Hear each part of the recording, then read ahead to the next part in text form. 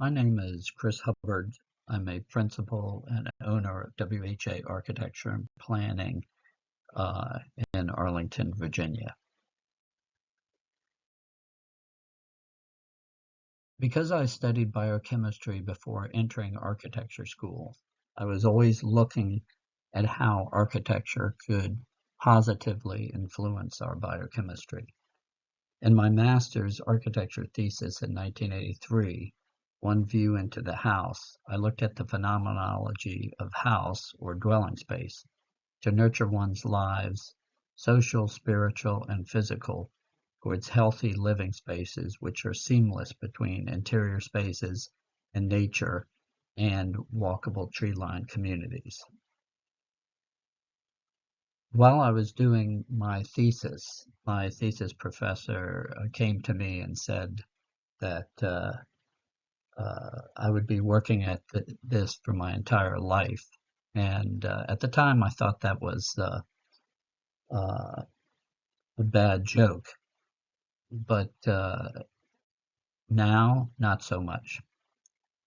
So, looking for a program for years to study the impact of architecture and planning on health, I entered the CAM program at Georgetown University after it was in the news, and I thought about it, I considered it, and basically decided that this was the right step. Uh, and so I entered the program in 2016 to gather research tools to advance my healthy living space design and healthy building surveys. This brief evidence-based presentation is based on my continuing education courses I authored for architects approved by the AIA, designing healthy and productive workspaces and buildings, and healthy communities and how to plan them. Projects shown are from my firm. References are listed at the end of the presentation. So on the right is a treehouse that we designed, which is on a small, steep lot in a urban suburb. And we had to, in order to keep the trees, the concept was to build the house in the middle of a cluster of trees. We had to prune the roots of the trees uh, to adapt the trees to this condition, and so that when the trees are full and you look out, it looks like you're in the forest as opposed to an urban site. And also, when you open the windows, the air is filtered, it is oxygenated, and it also has phytoncides, which are chemicals plants produce that can be anti-inflammatory as well as antioxidant. Um, so the left is a community park and cafe in Embry Mill, a 1,000-acre walkable integrated use healthy community, including 2,000 mixed dwelling units, 1.5 million square feet of mixed commercial, parks and civic sites. Planning started in 1988 in Stafford County, Virginia. And at that time, and in a lot of suburbs, integrated use, that is having different uses, close proximity, either on top of each other or next to each other across the street, were illegal in the zoning code. So we had to create a new zoning code and that had integrated use, and they approved it in 1990. Currently, it's 97% complete, mostly just uh, the mixed use commercial. Healthy, walkable, integrated use communities connect people, provide spaces for informal social interaction and face-to-face communication to build trust, reciprocity, and social capital. Higher social capital is associated with lower cardiovascular disease. 400 acres of the 1,000 acres are natural and programmed open space. Forest bathing is associated with higher natural killer cell levels, lower stress, and lower blood pressure. Pedestrian-friendly streets encourage walking, exercise, transportation without pollution, and living in a walkable community is associated with a lower BMI. Affordable housing allows workers to live in the community with a diversity of incomes, boosting community. Diversity boosts community through the process of conflict resolution. Integrative income affordable housing, that is having different affordable housing close to market rate housing, either down the hall or across the street or right next to it. It offers benefits for children living there. Number one is education, number two is economic, and three is lower crime, and four is health benefits. Serene spaces can reduce anxiety and enable meditation and prayer. Intercessory prayer is associated with decreased hospital stays. Meditation is associated with reduced interleukin-6 levels, cortisol, expression of pro-inflammatory genes, stress, and increased endorphin levels. On the left is a fountain at a townhouse in Alexandria, and on the right is a garden at Lord Fairfax House in Alexandria, which we did. Because we spend about 90% of our time inside buildings, it is important that interior spaces are healthy. There are a variety of trends which may be in conflict with this goal, including trends related to conservation of energy. Tighter building envelopes reducing outside air infiltration tends to concentrate CO2, VOCs, and particulate matter, making a less healthy living space. Bringing more fresh air inside with or without an energy recovery ventilation system and diluting these substances below certain levels can increase productivity and cognitive function, decrease the number of sick days, and reduce sick building syndrome. Dilution of VOCs can reduce the risk of some cancers. Dilution of particulate matter, 2.5 micron diameter particularly, can reduce the risk of heart disease, respiratory disease, asthma, and diabetes. And on the right here is a photograph of El Yunque tropical rainforest. And there's a community at the base of the rainforest that where people with inflammatory diseases, lung and in joints, they live, and the therapy is the air, which is filtered, oxygenated, and has a high amount of phytoncides, which can be anti-inflammatory and antioxidant, as well as the sun. There is research which associates increased outside air with decreased sick days, decreased respiratory infections, and decreased costs. There is research at Harvard University School of Public Health which associates an increase in cognitive function with an increase in outside air per person from 20 cubic feet per minute to 40 cubic feet per minute. The increase in performance and decrease in sick days more than makes up for the additional costs. They found that doubling the ventilation rate costs less than $40 per person per year in all climate zones tested. Using an energy recovery ventilation system reduced energy costs and in some cases provided net savings so energy conservation and health and productivity can be maintained. In the 40 CFM per person case, using ERV neutralized the environmental impact. At that ventilation level, performance was increased by 8%. This also reduced sick days and improved the health of employees. Research in California schools found students were calmer and had a greater attention span in classrooms with greater outside air.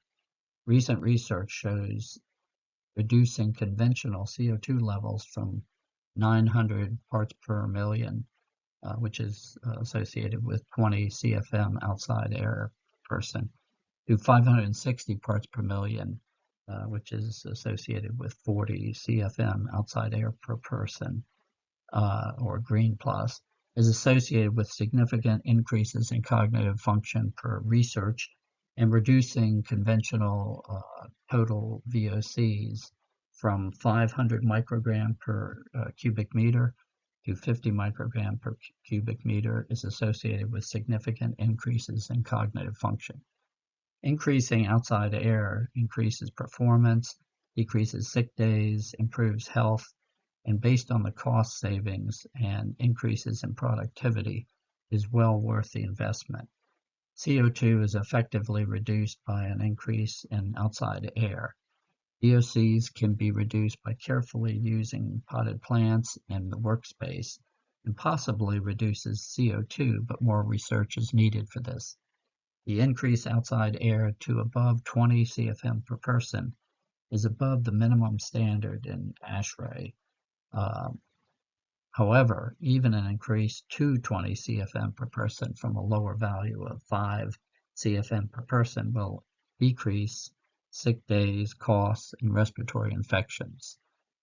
Outside air can also bring in phytoncides produced by plants, of which alpha and beta pinene may reduce stress, improve sleep, boost the immune system, and reduce inflammation and have antidepressive effects. Using energy-efficient low-E glass in buildings blocks near-infrared radiation, approximately 810 nanometer wavelength. Near-infrared radiation exposure may increase ATP and daytime melatonin levels in mitochondria, possibly speeding up healing, reducing oxidative stress, and slowing down aging. Low-E glass and regular glass also block UVB light needed for vitamin D synthesis. A solution is to use glass like affordable borosilicate glass, at the very least in a conditioned sunroom which is transparent to UVB and near-infrared light, and thus in the winter or any time one can have more exposure to the sun's nutrients. Low-energy lighting such as LED and fluorescent do not produce UVB or near-infrared light, except for specialty bulbs, thus fail to compensate for the loss of the sun's nutrients blocked by the glass. On the left is a office space which takes in light into a common space, and then that light filters through floor-to-ceiling glass walls to offices.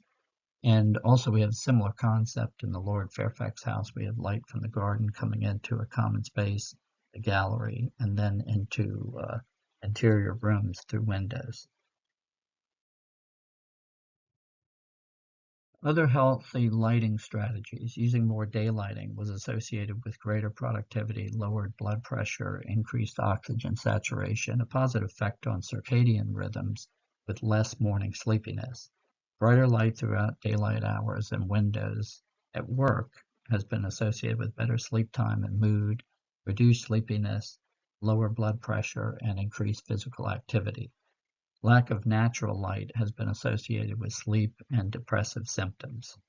Office workers exposed to the blue-enriched fluorescent light reported greater alertness, better mood, concentration, and sleep quality compared to working in standard office lighting. There are other trends which may be in conflict with healthy living spaces, including interior Wi-Fi and EMF-producing devices, which may increase inflammation and oxidative stress per several smaller rat studies. Phone use with cumulative call time of more than 1,000 hours statistically significantly increased the risk of tumors in a comprehensive meta-analysis of case-controlled studies. In the spirit of being cautious with continuous and/or long-term EMF exposure, wired connections, carrying phones in airplane mode, and shielded wiring can reduce EMF exposure. So on the right is a picture of an EMF measuring device on an active laptop showing harmful magnetic field level of 0.63 microtesla, which is greater than the WHO safe level of 0.3 to 0.4 microtesla. Filtering the air with a MERV 13 air filter and collecting and disposing of dust off of shoes at outside entrances with walk-off mats and other areas which accumulate dust will lower exposure to toxins. Harmful chemicals which can migrate in the air and dust include flame retardants, plasticizers, phthalates, stain repellents, polyfluorinated alkyl substances, all endocrine disruptors. Lead, pest control chemicals, pyrethroid exposure has been associated with cancer. So on the right is a picture of a lobby of a condo building we designed, and there's a walk-off mat that is cleaned daily on the right. Other pest control chemicals, organophosphates. Organophosphate exposure has been associated with adverse reproductive health effects and thyroid disease. In addition, glyphosate, organophosphate antibiotic and Roundup weed killer, has been found in dust from non-agricultural homes. Glyphosate has been found to block the shikimate pathway in plants, bacteria, and fungi, thus block essential amino acid and protein synthesis, thus robbing plants of nutrients for consumption. Also, this robs the microbiome in the soil and the gastrointestinal tract, reducing the healing nutrients they supply and undermining the tightness of the blood-brain barrier and GI barrier. These leaky barriers then allow toxins and antigens to enter the body, and therefore a chronic inflammation reaction involved in the disease process.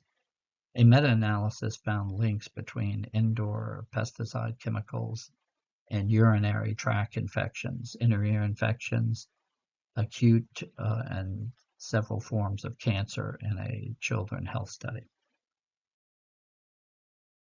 Maintaining a relative humidity between 40 and 60% may increase production, reduce sick days and respiratory illnesses by not drying out mucous membranes, as well as reducing airborne transmission of disease through aerosolizing viruses in the winter with low humidity. With the trend towards energy conservation and cost reduction, optimal humidity has been left behind, with a loss of health and productivity. The extra costs related to adding humidity in the drier months are balanced by a reduction in sick days and a loss of productivity related to sick building syndrome infections. Adding plants and/or water feature can help maintain healthy humidity range in the winter affordably and provide many other benefits related to air quality and view of nature. Water garden at a house in Alexandria is shown in the picture to the right. Research shows that absolute humidity is associated with the survival and transmission of the influenza virus. Low humidity increases the survival time of the virus and increases the transmission of the flu virus. A negative change in absolute humidity is associated with the beginning of the flu season, and a positive change is associated with the end of the flu season. Low absolute humidity dehydrates the virus, making it smaller and lighter and aerosolized, causing it to stay in the air longer, which increases the virus transmission. With a high absolute humidity, the virus is hydrated and becomes bigger and heavier and falls from the air quicker, and thus decreases virus transmission. Temperature and humidity may also influence disease transmission. Cold and dry environments, less than 40% relative humidity in the fall through spring, have been found to significantly facilitate the spread of influenza virus because low humidity levels permit virus particles to be less hydrated and smaller and stay in the air longer, and lower temperatures prolong the virus shedding period. It was found to be critical to maintain a minimum relative humidity of 40% with added humidification during COVID-19 pandemic to reduce the infection transmission rate. Low humidity, below 40% relative humidity, can dry out mucous membranes and create openings in the throat and nose for microbes to enter and infect the individual. On the other end of the spectrum, warm, humid environments greater than 60% relative humidity are conducive to mold and fungal growth. High humidity decreases viruses in the air. Research shows the relationship between relative humidity and the airborne transmission of the COVID-19 virus. Keep humidity between 40 to 60% to reduce odors, mold growth, and reduce airborne disease transmission, including COVID-19, and increase productivity. Maintaining low noise levels inside below 55 dBA decreases the risk for non-auditory noise impacts, including heart disease, hypertension, impairing cognition, strokes, diabetes, larger waist circumference, higher BMI, and obesity relative to greater than 55 dBA. Impacts in children include less behavioral problems, irritability, fatigue, hyperactivity, emotional symptoms, increased cognitive skills, including reading, memory, and test scores. Healthier noise levels are achieved with exterior and interior sound insulation and sound absorbing surfaces, as well as using certain noise criteria for equipment in specific areas. Acoustic ceiling tiles and shag rug are shown in this picture of the lobby of a condo building we designed in Arlington, Virginia. Adding views of nature to a space can increase the productivity, reduce recovery time from surgery, reduce stress, reduce crime in housing projects, and decrease ailments and increase job satisfaction. On the right is a picture of a 3-story atrium in a house that is backed up to a forest, and the atrium is rotated, so it gives more of an impression of being surrounded by forest. Studies on students in classrooms with windows with views of the natural landscape rather than classrooms which had no windows or windows with views of buildings had a faster recovery from stress and mental fatigue and higher test scores for attention. Another study associates exposure to natural environment and reduction of cravings through a reduction of negative affect. A reduction of negative affect has health and productivity benefits. 3 studies found that exposure to natural scenes rather than urban scenes decreased the tendency to discount the future or value the future less than reducing behavior to make changes. There's a tendency to value immediate rewards rather than the future rewards. This tendency has impacted individual and society issues like obesity, drug abuse, pollution, lack of conservation of natural resources, and healthcare, not focused on disease prevention, but rather treatment of disease. Valuing the future consequences of a decision is an important element of good judgment. In a study, 3 experiments were done looking at the impact of green with plants or a lean office environment without plants on subjective perception, on air quality, concentration, workplace satisfaction, and on objective measures of productivity. In all 3 experiments, there was an enhanced outcome in the green offices. Participants finished tasks in the green offices faster than lean offices, with an increase in productivity of 25% in the green offices versus the lean offices. Another study showed an association between nature contact at work and reduced stress and reduced health complaints. In a 2001 study, measured the difference in crime rates over a 2-year period in a large public housing development in urban Chicago. A section of the buildings that was surrounded by greenery was compared with another that was devoid of surrounding nature.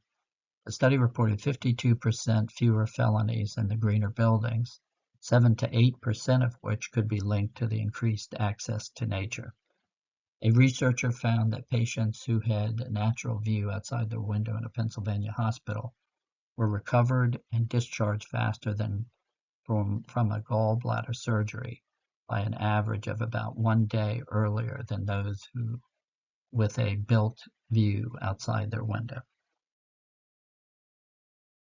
Adding biophilic elements like plants, water, natural materials, natural geometry, natural light, in addition to effects from nature views, was associated with lower systolic and diastolic blood pressure, heart rate, increased heart rate variability, and reduced skin conductance level, faster reaction times, and higher creativity based on cognitive tests in comparison to their baseline measures.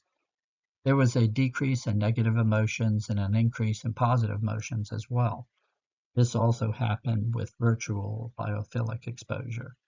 Also, interior plants bring multiple benefits. View of plants in nature help filter the air, decreasing VOCs and particulate matter, help to maintain healthy humidity levels, and add phytoncides and oxygen to the air. And on the right is a picture of a penthouse that we designed.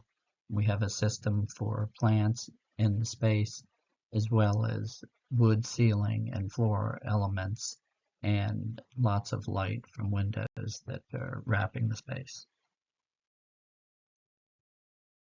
So we can monitor air quality for healthy air. And this is an example of air quality monitor that's affordable.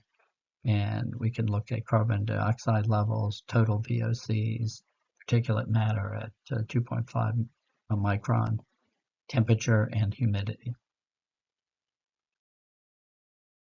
As philosopher Paul Ricoeur said, the trick is to become modern and return to the sources.